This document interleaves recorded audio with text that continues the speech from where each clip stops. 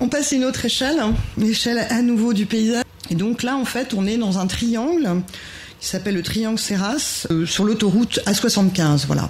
Et le projet qui a été conçu est celle d'une fabrique de résonance qui a été mise au point pour réceptionner les bruits du sonore environnant, les transformer, les filtrer et mêler également ceux qui pouvaient être diffusés et créés à l'intérieur de cet auditorium. Voilà. C'est resté à l'état de projet, c'était en fait un projet pour une commande publique.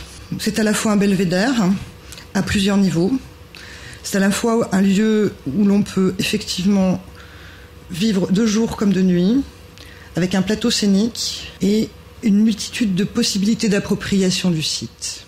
Il y a eu deux idées possibles. C'était en tant que belvédère de donner à voir donc la vision de l'autoroute et donc de renverser la notion d'œuvre en disant voilà, l'autoroute c'est l'œuvre, c'est ce qui s'y passe.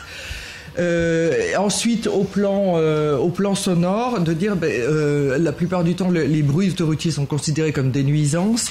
Donc, dans la mesure où ça existe, faisons ça une matière à création, c'est-à-dire disposons des capteurs sonores ici et là, enfin sur les différents axes autoroutiers, et puis avec un système informatique, refiltrons, amplifions, etc. Donc, restituons une sorte de concert live finalement à l'intérieur de dispositifs. J'allais dire de la conque. Parce que du coup, c'est un peu comme une forme de conque derrière pour ramener le son.